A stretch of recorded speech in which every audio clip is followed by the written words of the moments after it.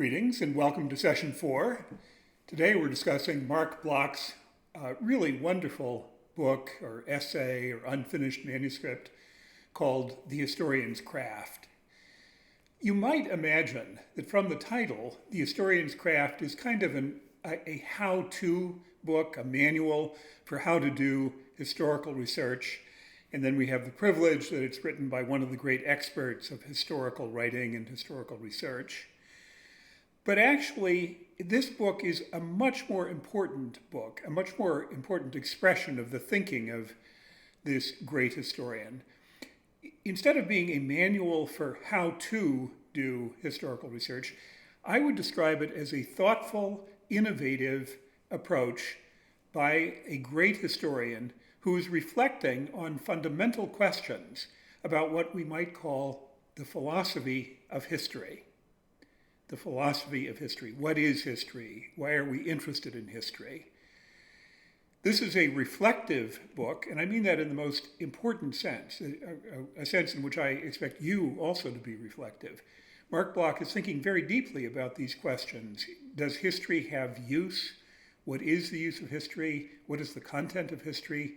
He's not giving pat answers. He's not giving kind of the conventional answers. Instead, he is thinking imaginatively and freshly about these questions. He considers and reflects upon some of the great historians of the previous century, the 19th century historians leading up to the 20th century. And sometimes he supports their views, and he clearly has great respect for his predecessors, and sometimes he criticizes and corrects their views. Again, as I would encourage you to do as well. So, in a sense, the most basic question that he raises in this book is, what is history? The illustration I've chosen here for this slide is, it's kind of almost a parody of one conception of history. It is the second one listed here on the slide. History is the important events, the important kingdoms, the leaders, the wars and revolutions, the inventions, and their chronology. Well, that's one idea about what history might be.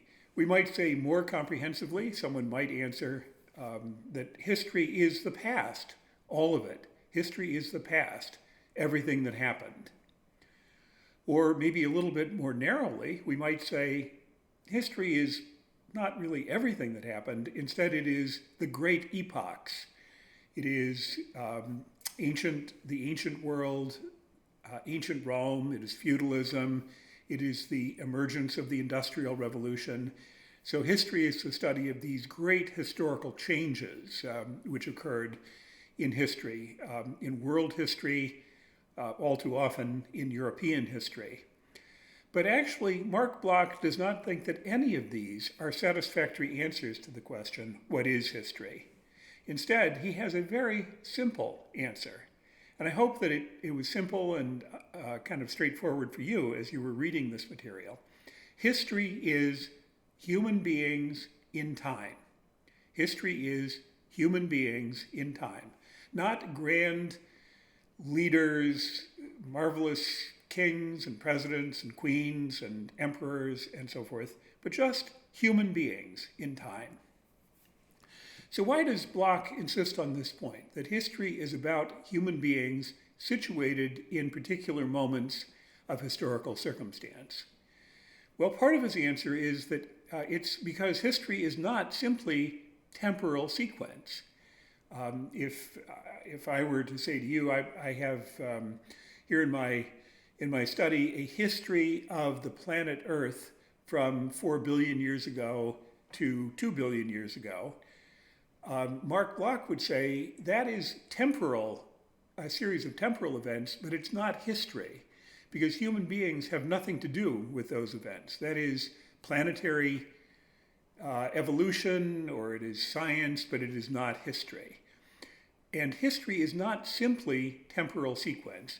Rather, it is Marc Bloch's view, and this is a substantive and important view, that history is the actions, creations, meanings, and life experiences of concrete human beings. So this is an important, kind of starting point, that human beings experience things, they intend things, they interpret the world around themselves, they cajole and try to persuade people, and they compete and cooperate with each other. So it's human beings doing things. That's what Marc Bloch thinks is the heart of the historical enterprise. But furthermore, he points out that human beings themselves are historically conditioned. Medieval serfs were different in very important ways from Iowa farmers in the 19th century, or cubicle workers in San Francisco in 2020.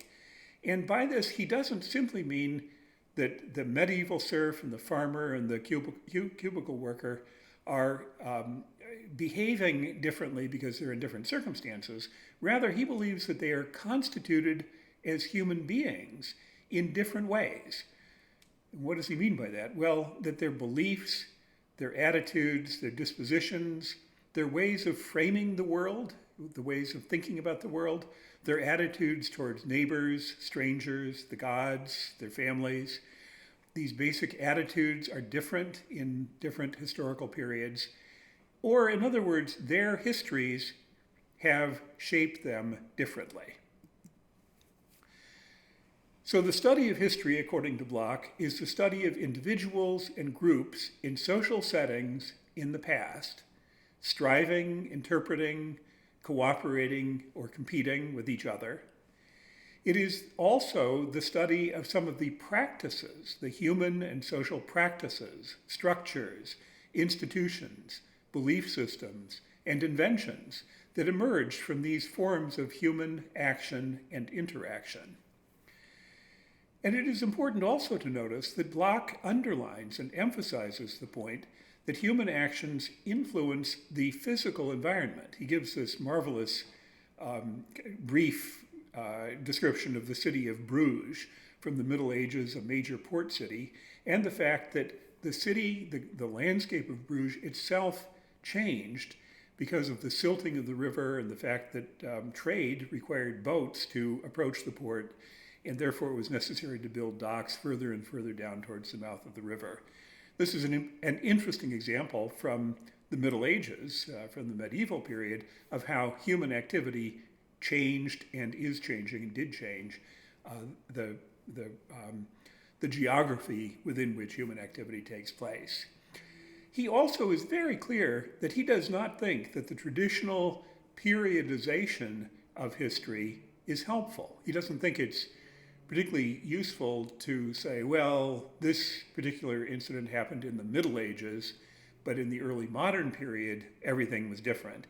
He thinks that that kind of traditional periodization is maybe useful as a landmark, but it doesn't represent something that is of genuine historical significance. He recognizes that change is a complete universal in human affairs. Change. So as an historian, he is really interested in the processes of change of many things that you might even say are sort of trivial. So he traces the change of meanings of ordinary words, like étampe in French, which currently means stamp. He spent a good deal of time researching place names in the parts of Europe and parts of France that he investigated, that place names have an important role in social history, and as they change over time, we can draw some inferences from that. Patterns of habitation change over time. Social relationships change over time. And it is of crucial interest and importance for the historian to try to figure out and analyze how these processes of change occur, and then what historical consequences they have for future activity. He opens with a kind of a charming sentence, his son asking him, what is the use of history? Why, Father, do you spend so much time being an historian, basically? And he tries to consider that question in a couple of different ways. We have the idea, for example, of learning from history. Can we guide our current actions or our plans for the future based on a knowledge of the past? And we have a lot of reasons to imagine that no, drawing lessons from the past has to be done with great care. In fact, Karl Marx wrote a kind of a comical line about Napoleon III, the nephew of Napoleon, and he did not have a high opinion of Napoleon III. He wrote that history repeats itself. The first time is tragedy, the second time is farce. Kind of an interesting idea about learning from the past. Bloch's view is more fundamental.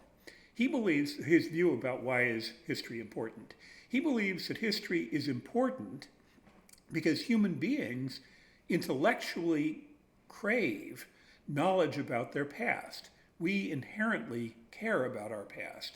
We are unlike social insects or other parts of the animal kingdom in the sense that we represent the past, we have myths about the past, we have memories and recollections, we maybe have old resentments of the treatment of those other people long in the past, that human beings are kind of constituted by their relationship to the past. And there are bonds and sometimes enmities which occur across the past, which endure across the past to the future. Bloch also believes that we can say without embarrassment that history is useful not because it results in a profitable year or economic growth, but because it fulfills a fundamental human intellectual value, the value of curiosity and a desire to understand. So understanding is really crucial in the story which Bloch wants to tell. And notice, by the way, story and narrative, these ideas are inherently about history. When I tell you a story, it is beginning at a certain point in time, it explains certain things which happened, and then it leads to an outcome. It may not be, the end of the story, it may be mid-story, but it is a development over time. And that idea that we frame our thinking, we frame our self-understandings around stories and narratives and memories, that is a very deep realization, and it is a part of Marc Bloch's conception of why history is important. But also, I think he would immediately want to add why scientific history, or careful, intellectually rigorous history, is important. He believes that there's a major difference between myth about the past and evidence-based knowledge and beliefs about the past. And as an historian, he is committed to evidence-based knowledge about the past. He does believe that history can help us live better, but it's a complicated matter because writing history is a craft, it is a creative art, and it is not formulaic. There's no recipe for writing good history. He has kind of a memorable phrase, which I'll quote: "History is neither watchmaking nor cabinet construction. It is an endeavor towards better understanding and consequently a thing in movement." And what does he mean by a thing in movement? Well, he means that the practice of history itself improves over time. Historians and their craft, their ability to explain the past, their ability to discover the reality of the past, these practices develop as a science over time. And it should be clear, this is important to me at this moment, but not necessarily to you, because it probably doesn't have a lot of meaning to you. But he takes on the idea of positivism, the idea that there's only one way of knowing the world, and that is through direct observation. And history, to the extent that it is rigorous and scientific, must also depend on direct observation. Bloch does not believe that this positivist approach to history is a valuable one. So he endorses the sciences of man without bringing along with it a positivistic conception of science. And that point will maybe be more meaningful to you later in your studies, but it's an important flag in the history of thought. So what is the historian's primary task? Is it primarily to discover facts about the past? Well, of course, one cannot be an historian without discovering facts about the past. But this is not sufficient. This is a really important point for Bloch. It is not sufficient merely to know that in a certain year, a certain amount of wine was cultivated or produced in, let's say, Rome in the 3rd century, the 3rd decade of the 3rd century. That's a fact, and we might be able to establish that fact. But history requires more than that. It requires that we have an ability to gather the basis of understanding the facts which we have uncovered, seeing the connections that exist among those facts, and explaining processes of change based on the relationships among the facts that we have discovered. So in other words, for Bloch, the most important task is not descriptive discovery, it is explanatory hypothesis formation, explanatory efforts to account for the changes and the processes and the shifting relationships which have existed in the past. So the goal is to understand the connections between the events which we have discovered, and to explain or to understand requires that we ask questions like these two really important questions. Why did the actors behave as they did in the circumstances? What were they trying to accomplish? Why did Brutus and his friends assassinate, kill, murder Caesar? What was their goal? Were they simply angry at him, or did they have some other more specific goal? So that's one question we can ask. What were the intentions and beliefs, and what was the orientation of the actors who were involved in historical events? But also we can ask what kinds of social structures, social practices, social circumstances influenced the choices of actors, individuals, human beings at various points in time, and thereby caused some aspects of the outcome. So we could kind of summarize these ideas by recounting that understanding the past requires that, of course, we need to acquire accurate beliefs about what happened in at least a part of the past and a part of what occurred in the past, what those circumstances were. So we need to gather evidence that allow us to come to some conclusions about what happened at an earlier period in history. This is what we could refer to as the task of evidence gathering and interpretation of evidence. But we need also then to arrive at ideas or interpretations or explanatory schemes about why. Why did these events occur and unfold in the ways that they did?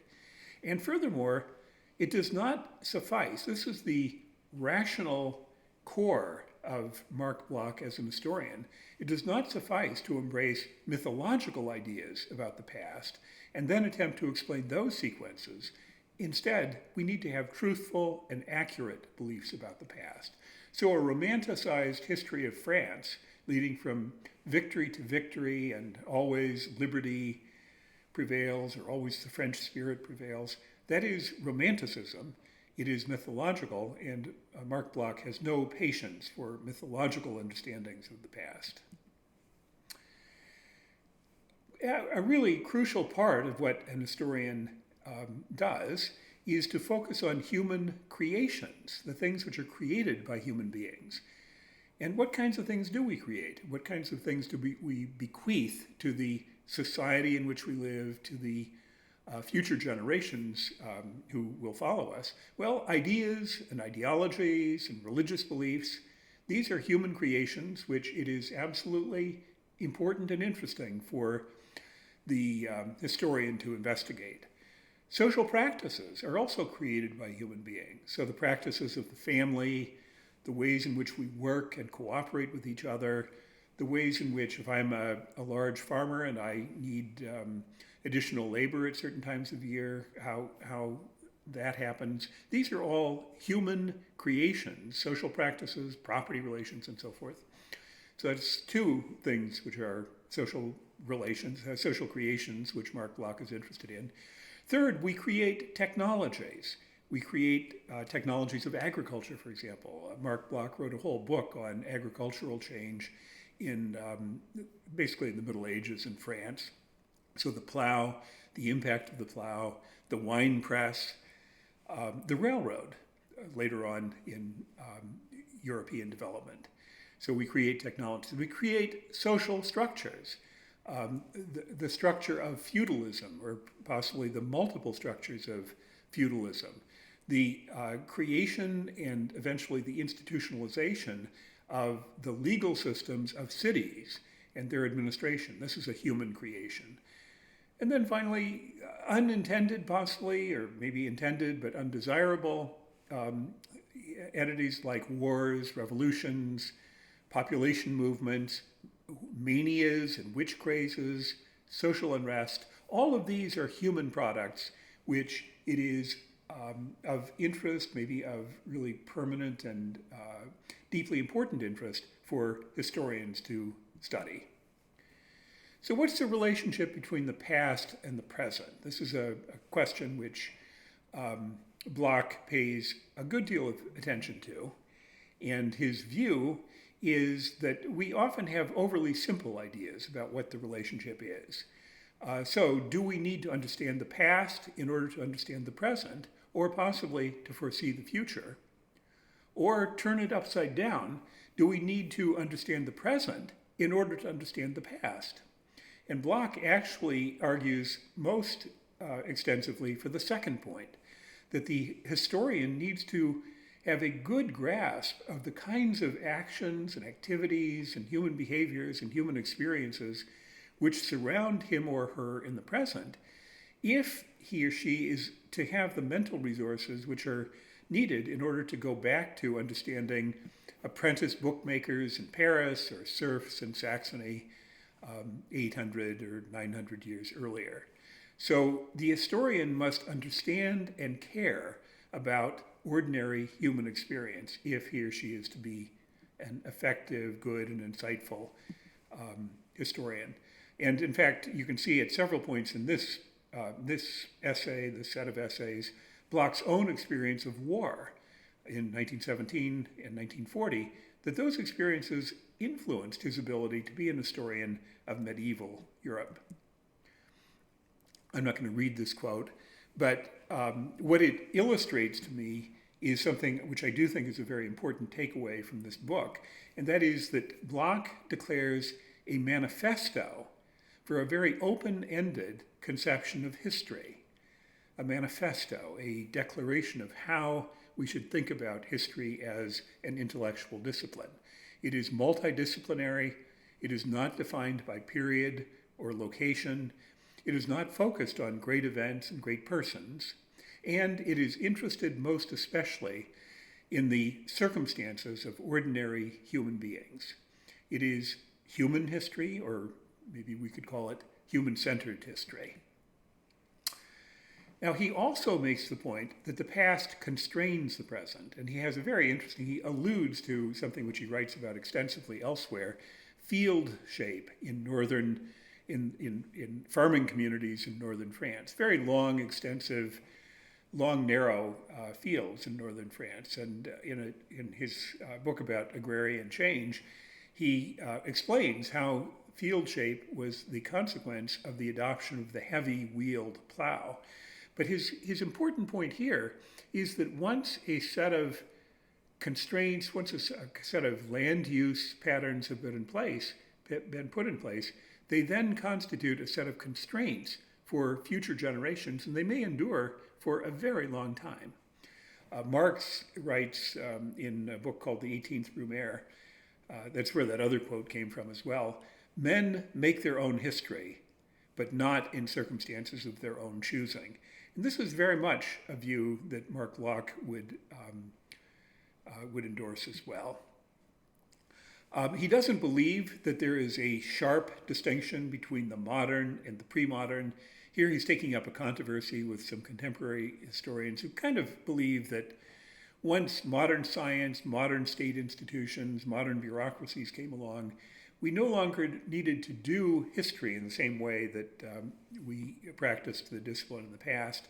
Bloch doesn't believe this is true. He believes that the modern world is just as opaque, just as demanding of the collection of evidence and subtle and imaginative interpretation. The modern world requires as much historical skill to understand as is required for understanding the world of feudalism and ancient Greece. So how do we know the past? This is the content of Chapter 2. I think Chapter 2 is a little bit more accessible, so I've got just a couple of slides I wanted to bring to your attention.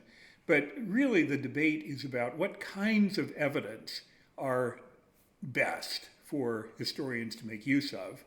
And prior to the 19th century, the 1800s, historians generally believed that written documents, usually written narrative documents from the period under study, were the only acceptable, or at least the very best form of evidence available for historical beliefs. But Marc Bloch takes issue with this in a very, very important set of arguments. First of all, he emphasizes the great importance of non-documentary sources. Inscriptions, archaeology, ruins in cities and in the countryside, place names, family names, field patterns. The list is almost indefinitely long. He believes that there is a huge variety of the kinds of what he calls traces in the present, which allow us to form inferences about the past. But second, he also points out, as a good critic, that contemporaneous narrative documents are really no more authoritative than any other sources about historical events, and sometimes they are deliberately misleading or erroneous. Even the general, he makes kind of an extensive point here about a general commanding the battle, viewing it through his own eyes. Even he is not authoritative about the course of the battle. This, by the way, should not lead you to skepticism about history. Rather, it leads to the insistence that we must consider multiple sources of historical evidence and recognize the legitimate variety of perspectives that can be taken on an historical question.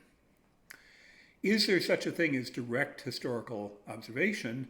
Well, the positivist historian might say we can only take the evidence of testimony of direct observers. That's why the narrative documents of the past are crucial evidence. But Bloch rejects this completely. He thinks that there are forms of evidence in the present which are just as direct in their implications about the past as are narrative statements and documents from people who were contemporary. And so his example of the pottery urns filled with the bones of children, securely sealed up in the walls of a fortress, he thinks this is pretty much direct evidence about human sacrifice some 4,000 years earlier. So archaeological evidence is just as direct as an eyewitness report, and in some ways might be more reliable. I'll skip this quote, and I will therefore say I hope that we'll have a really good and lively conversation about this book, and I hope that once you've gotten into it, I hope you're finding it enjoyable.